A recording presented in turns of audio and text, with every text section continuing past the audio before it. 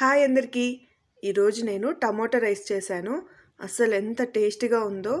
ఈరోజైతే కుక్కర్లో చేశాను నేను టమోటా రైస్ ఫాస్ట్గా అయిపోవాలని. చాలా అంటే చాలా బాగా వచ్చింది. లంచ్ బాక్స్కి అలా చేయాలంటే ఈజీ రెసిపీ అని చెప్పొచ్చు ఇది. నేను ఎలా చేశానో చూపిస్తాను. ఇక్కడ నేను ఒక 2 గ్లాసెస్ తీసుకున్న రైస్. ఇక్కడ చూసారు కదా, బాస్మతి రైస్ తీసుకున్నాను. ఏదైనా తీసుకోండి మీరు. ఈ రైస్ని ఒక 2-3 టైమ్స్ అలా వాటర్తో బాగా కడిగేయండి. ఇక్కడ నేను కుక్కర్లో పెడుతున్నా కాబట్టి ఈ విధంగా కొలత తీసుకుంటేనే మనకి రైస్ అనేది పొడి పొడిగా వస్తుంది. ఇక్కడ చూసిన విధంగా చేయండి. ఇక్కడ కడిగిన తర్వాత వాటర్ లేకుండా మొత్తం వంచేయాలి, అసలు నీళ్ళు ఉండకూడదు. తర్వాత ఒక గ్లాస్ బియ్యంకి 1.5 గ్లాస్ తీసుకుంటున్న నీళ్ళు సరిపోతుంది ఈ కొలత అయితే. ఇదే విధంగా తీసుకోండి మీరు కూడా. ఏ గ్లాస్తో అంటే బియ్యం తీస్తారో అదే గ్లాస్తో వాటర్ తీసుకోవాలి. ఒక హాఫ్ అన్ అవర్ అలా నానపెట్టేయండి. ఇక్కడ ఈ రైస్కి ఒక 4 టమోటాలు అయితే సరిపోతుంది, మీడియం సైజువి. ఇక్కడ కుక్కర్ తీసుకున్నా, అందులో కొద్దిగా ఆయిల్ అలాగే 1 స్పూన్ నెయ్యి వేసుకున్నాను. ఇక్కడ చూసారు కదా, ఆయిల్ కూడా ఏం ఎక్కువ పట్టదు. ఇక్కడ బిర్యానీకి ఏమేమి వేస్తామో చెక్క, లవంగాలు, మిరియాలు, అవన్నీ మసాలా దినుసులు ఉంటాయి కదా, అవన్నీ 1 నిమిషం ఫ్రై చేయండి ఆయిల్లో. తర్వాత ఆనియన్స్ ఒక 4, కొద్దిగా సాల్ట్ వేసుకొని ఈ విధంగా ఫ్రై చేసుకోండి. ఆనియన్స్ కొంచెం సన్నగా కట్ చేసుకోండి, టేస్ట్ బాగుంటుంది, అలాగే ఫాస్ట్గా కూడా ఫ్రై అవుతుంది. అలాగే ఇక్కడ ముతమా పప్పు కొద్దిగా సన్నగా కట్ చేసిన పచ్చిమిర్చి, పుదీనా కొంచెం ఎక్కువగా తీసుకున్నాను. కొద్దిగా పసుపు వేసి వాటిని కూడా ఒక 2 నిమిషాలు ఆయిల్లో ఫ్రై చేశాను. చూసారు కదా, ఈ విధంగా ఫ్రై చేయండి. పుదీనా కొంచెం ఎక్కువ వేసుకుంటే ఈ రైస్కి టేస్ట్ అనేది బాగుంటుంది. ఇక్కడ కొద్దిగా ఫ్రై అయిన తర్వాత అల్లం వెల్లుల్లి పేస్ట్ 1 స్పూన్ తీసుకున్నాను. 1 స్పూన్ సరిపోతుంది అల్లం వెల్లుల్లి పేస్టు. అది మాత్రం మాడకుండా అంటే అడుగు అంటకుండా మీడియం ఫ్లేమ్లో పెట్టి ఫ్రై చేయండి అల్లం వెల్లుల్లి పేస్ట్ వేసినప్పుడు.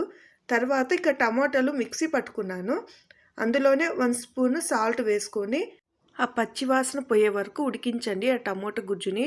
స్టార్టింగ్లో చూపించాను కదా 4 టమోటాలు, వాటినే నేను మిక్సీ పట్టుకొని ఇక్కడ వేసుకున్నాను.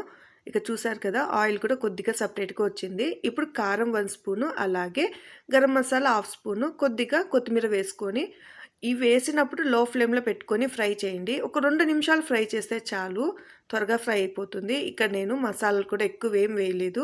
ఇక్కడ నానబెట్టాను కదా బియ్యము, వాటిని ఇందులో వేసుకున్నాను. ఏ బియ్యం అయినా సరే నానబెడితేనే మనకు రైస్ అనేది పొడి పొడిగా వస్తుంది.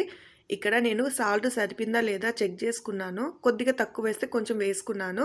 మీరు కూడా అంతే, ఇప్పుడు చెక్ చేసుకుంటేనే కరెక్ట్గా వేసుకోవచ్చు సాల్ట్.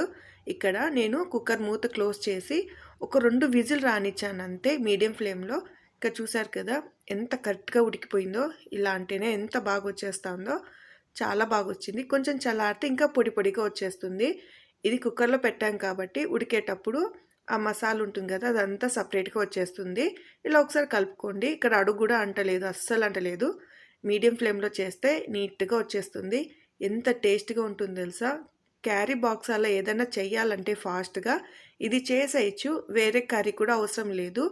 ఈ విధంగా పెరుగు లేదా పెరుగు పచ్చడి అలా చేసుకొని తింటే చాలు, ఎంత బాగుంటుందో. మధ్య మధ్యలో ఆ ముంత మామిడి పప్పు తగులుతూ ఉంటే టేస్ట్ అద్దరిపోతుంది. ఒకసారి ట్రై చేయండి. ఎప్పుడు కర్రీస్ చేస్తే మనకు కూడా బోర్గా ఉంటుంది కదా, ఇలా ఒకసారి చేయండి. రైస్ కూడా చూసారా, అసలు ఎక్కడ విరిగిపోలేదు రైసు, ఎంత బాగా వచ్చిందో.